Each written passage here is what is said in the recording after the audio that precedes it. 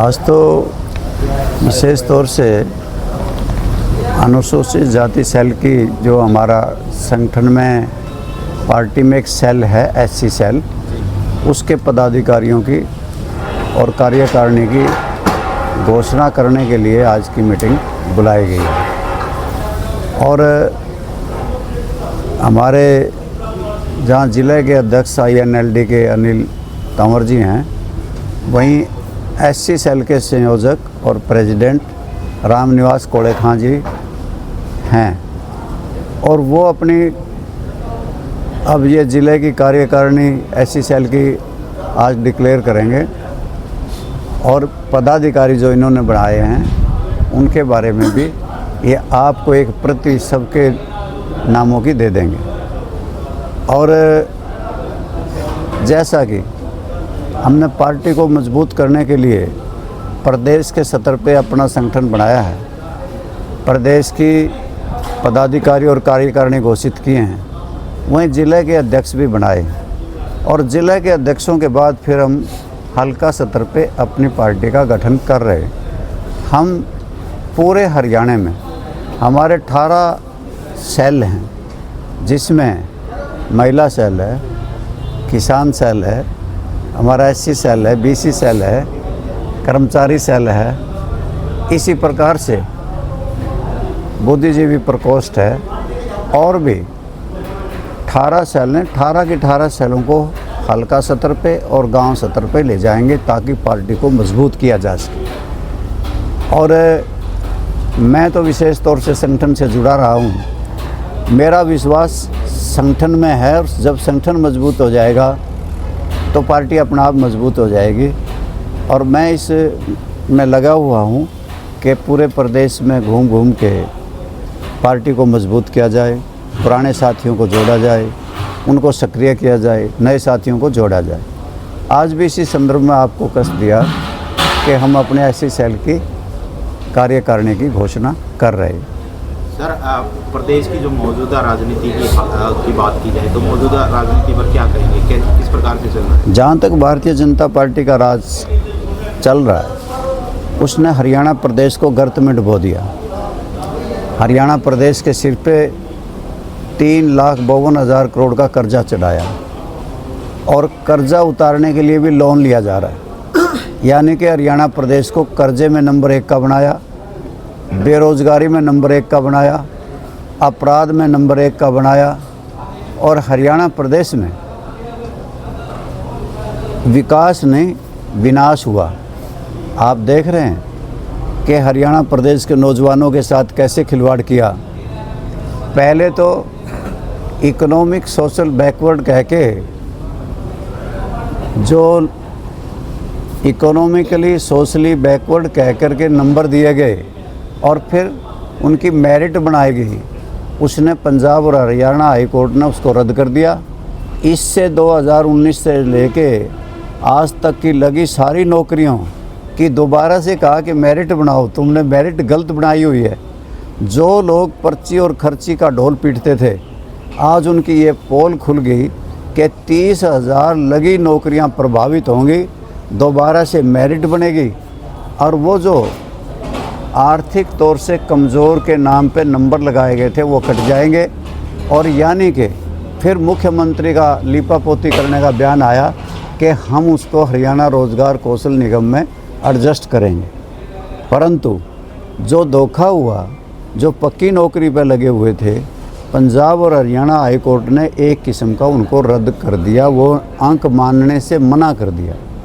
और इसी प्रकार से बेरोजगारी के ऊपर अंकुश लगाने में ये सरकार नाकामयाब रही। हरियाणा में आपराधिक घटनाएं बढ़ रही हैं, सरकार फायरिंग की घटनाएं। मैंने पहले कहा है कि हरियाणा प्रदेश अपराध स्थली बन गया कि सरकार का कोई अंकुश नहीं। हर रोज़ अखबारों के पन्ने भरे मिलते हैं, कत्ल, डकैती, अपहरण, फिरौती की अनेकों घटनाएं निरंतर बढ़ रही हैं।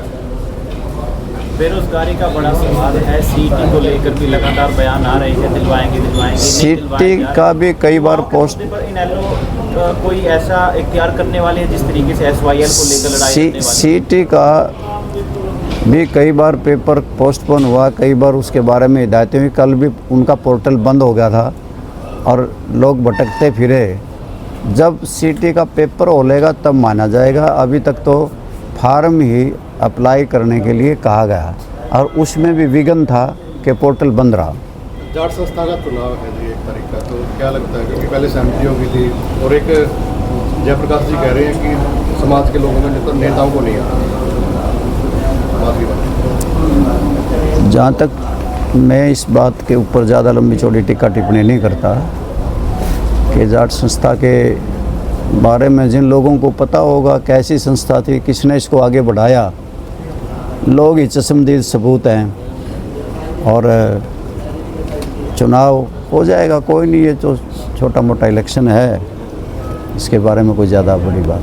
आपस में फोटो की जो राजनीति हुई है, जेजेपी ने लोग चौटाला जी का बयान आया, चौधरी ओमप्रकाश चौटाला जी का फोटो, मैं इस बात को इस बात के लिए जोड़ता हूँ, महापुरुषों के फ़ोटो लगाने का हर को अधिकार है। मैं भारतीय जनता पार्टी वालों से भी और कांग्रेस वालों से भी अनुरोध करता हूँ, अगर उनका दिल करे तो चौधरी ओमप्रकाश चौटाला की फ़ोटो लगा ले। दिल में सम्मान होना चाहिए।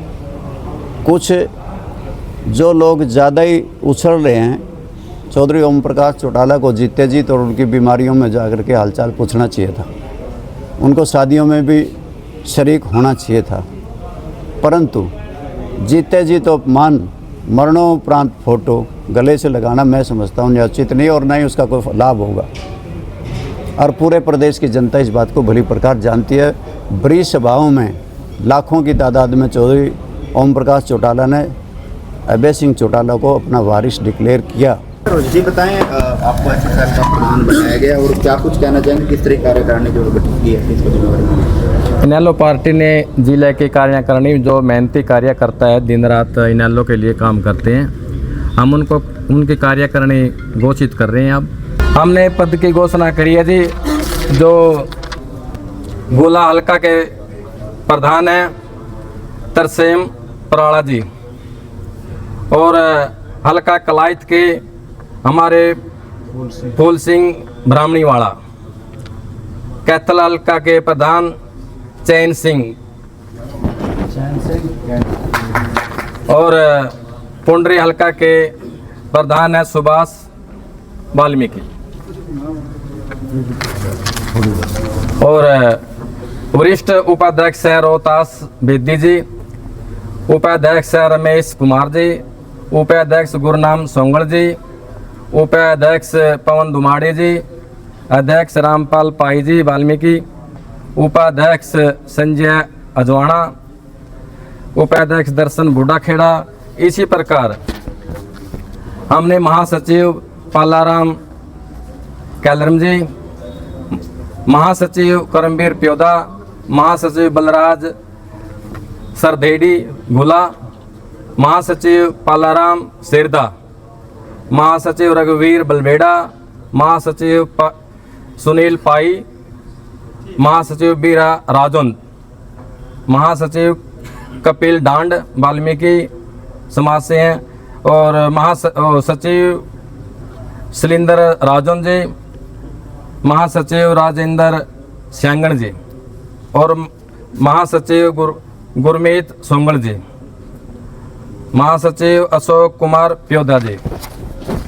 इसी प्रकार संगठन सचिव है मोहनलाल बड़सीकरी कलां जी, सचिव अजय कैथल जी, सचिव बलवान वार्ड नंबर 31 से, सचिव चुन्नीलाल वार्ड नंबर 4 से, सचिव कृष्ण सिसमोर, सचिव मेहता बाता, सचिव दयानंद किठाणा जी, सचिव नरेश खेड़ी सिरका, सचिव राहुल सिसमोर, सचिव रामदिया डलोता, सचिव सतपाल प्योदा जी, और कोषाध्यक्ष हमारे सतपाल पिंजूपरा जी, प्रचार सचिव रमेश कुमार बलबेड़ा जी, प्रचार सचिव बलराज सदरेडी जी, प्रचार सचिव जगमाल फरल जी, और प्रचार सचिव मुकेश गुलियाना जी। ये हमारे पार्टी की आज लिस्ट जारी की है।